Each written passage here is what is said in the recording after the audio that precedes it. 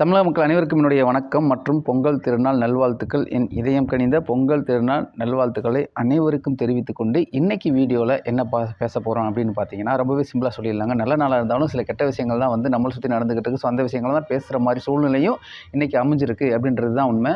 So என்ன அப்படின்னு பார்த்தீங்கன்னா, சவுதி அரேபியாவில் பயங்கரமான மழை அப்படின்ற விஷயங்கள் வந்து ஒரு வாரமாக போய்கிட்டு இருக்கு.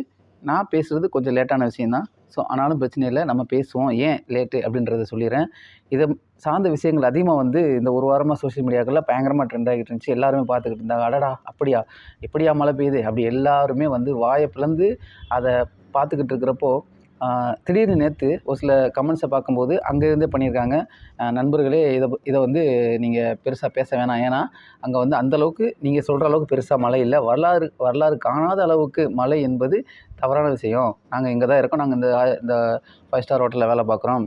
இந்த இதில் இருக்கோம், இந்த இடத்துல வேலை பார்க்குறோம், எங்கள் ஹோட்டலில் வேலை பார்க்குறோம். அந்த மாதிரி எந்த பிரச்சனையும் இல்லை. மழை பெஞ்சது என்னமோ உண்மை தான், தண்ணி கிடந்தது என்னமோ உண்மை தான், நீங்கள் சொல்கிற அளவுக்கு இல்லை அப்படின்ற மாதிரி வந்து நிறையா கமெண்ட்ஸ் வந்ததை வந்து நம்மளால் பார்க்க முடிஞ்சுச்சு.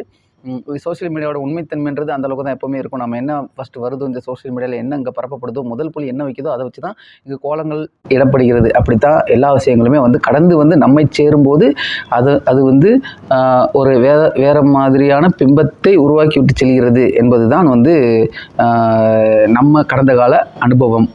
ஸோ அதை சார்ந்து இந்த வீடியோவும் அப்படி தான்.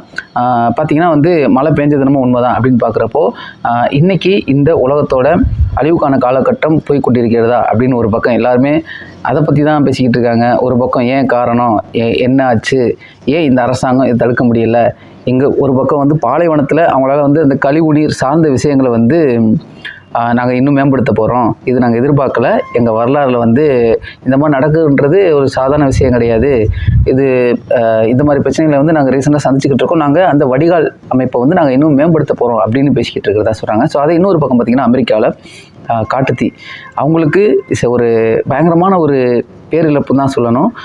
உண்மையிலே வந்து பார்த்திங்கன்னா, காட்டுத்தீ அவங்களால வந்து 8% தான் வந்து அதை அணைச்சிருக்காங்க, 10% தான் அனுபவிச்சிருக்காங்க அப்படின்ட்டு இவங்க பர்சன்டேஜ் வயசாக இன்றைக்கி எல்லா டீட்டெயிலுமே கொடுத்துக்கிட்டு இருந்தாலும் அது ஒரு உண்மைதானா, அது எந்தளவுக்கு உண்மைன்றது நமக்கு தெரியாது. ஸோ சோஷியல் மீடியாவில் நம்ம கேட்குறோம், அது தெரிஞ்சுக்கிறோம், அவ்வளோதான். அப்படின்ற சூழ்நிலையில் நம்ம சுற்றி நம்ம ஒரு பொதுவான பார்வைக்கு வந்தோம்னா, ஏன் இப்படி நடக்குது, இதற்கான தீர்வு என்ன, இன்றைக்கி இந்த தீயை ஆஃப் பண்ணிடலாம், எங்கள் வெள்ளத்தை வடித்து எடுத்துடலாம், வடிகால் அமைப்பின் மூலமாக அந்த வெள்ளத்தை வடித்து எடுத்துவிடலாம் என்பது சரியான விஷயம்தான். ஆனால் அது நிரந்தரமான தீர்வா? நிரந்தரமான தீர்வை இந்த அறிவியல் உலகம் என்று சிந்திக்கப் போகிறது. வெறும் டெம்பரரி தீர்வை மட்டும் நீங்கள் யோசித்து கொண்டிருந்தால் எப்படி நீங்கள் வந்து ஒரு நிரந்தரமான தீர்வை யோசித்து போவீங்க அப்படின்ற ஒரு சூழ்நிலை தான். ஏன் இங்கே காட்டுத்தீ வருது, எதுக்காக வருது? ஏன்னா நம்ம எல்லாருமே இயற்கையை முடிஞ்ச அளவுக்கு மட்டும் இல்லை, முடியாத அளவுக்கு கூட நாம் எல்லாத்தையுமே அழித்து தீர்த்துட்டோம். ஸோ இயற்கை எப்போயுமே ஒரு பக்கம் வந்து ஒரு காயத்தை கொடுத்துச்சுன்னா மறுபக்கம் அதுக்கான மருந்தையும் போடும். அதுதான் இயற்கை நீதி. அந்த சமநிலை என்பதை சரியாக வைத்துக்கொள்வது தான் இயற்கை. ஆனால் மனிதனின் செயல்பாடுகளும் மனிதனின் பேராசையும் இங்கு ஆளக்கூடியவர்களும் அரசை சார்ந்தவர்களும் அதிகாரிகளும் என்று எல்லாருமே இந்த மனித இனம் மொத்தமுமே இயற்கைக்கு மாறாக எதிராக நின்று அதனுடைய சமநிலையை குலைத்ததன் விளைவுதான் இன்னைக்கு இந்த மனித சமுதாயம் எதிர்கொள்ளக்கூடிய இந்த பேராபத்துக்கள் என்பதை நமக்கு தெரிஞ்சு நம்ம மூளைக்கு எட்டியும் கூட நாம் அதை சார்ந்து சிந்திக்கவும் இல்லை, செயல்படவும் இல்லை. இங்கு அரசியல் தலைவர்களும் ஆட்சித் தலைவர்களும் கூடும்போது அவற்றை பற்றி பேசி கொண்டிருக்கிறார்கள். எல்லாம் சரிதான். ஆனால் அதற்கான முன்னெடுப்பு என்னவாக இருக்கிறது, அதுக்கான எந்த அளவுக்கு வேகமாக நம்ம அழிச்சுக்கிட்டு இருக்கோமோ அந்த அளவுக்கு வேகமாக நம்மளோட ஸ்டெப்ஸ் இருக்கா? இல்லை. எந்த நாடும் இதுக்கு பெருசாக பண்ணலை. இதோட ஃபண்டு எல்லா விஷயங்களும் பார்த்திங்கன்னா ஒரு எஃபெக்டிவான ஒரு விஷயமா இல்லை. ஆனால் அழிக்கக்கூடிய இயற்கையை நாசம் பண்ணக்கூடிய அந்த வேலை மட்டும் பன்மடங்கு ஒரு மல்டிபிள் ஒரு பெருக்குத்தொகை சார்ந்து அது வேகமாக வந்து நடந்துக்கிட்டு இருக்கு.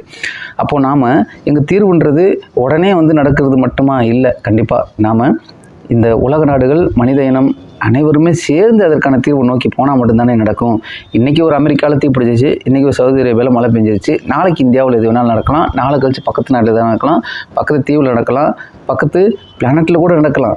ஸோ ஏன்னா நம்ம அந்தளவுக்கு இன்றைக்கி சூழ்நிலையை உருவாக்கி வச்சுருக்கோன்றது தான் நம்ம யோசிக்கணும். ஸோ ஒவ்வொருத்தரும் இந்த மனித குலத்தை சார்ந்த ஒவ்வொருத்தரும் இயற்கையின் மீது காதல் வயப்பட வேண்டும், இயற்கையை பாதுகாக்க வேண்டும், இயற்கையை வளர்த்தெடுக்க வேண்டும், இயற்கையை முடிந்த அளவுக்கு நாம் எப்போவுமே வந்து நல்லா பார்த்து வைக்கணும்.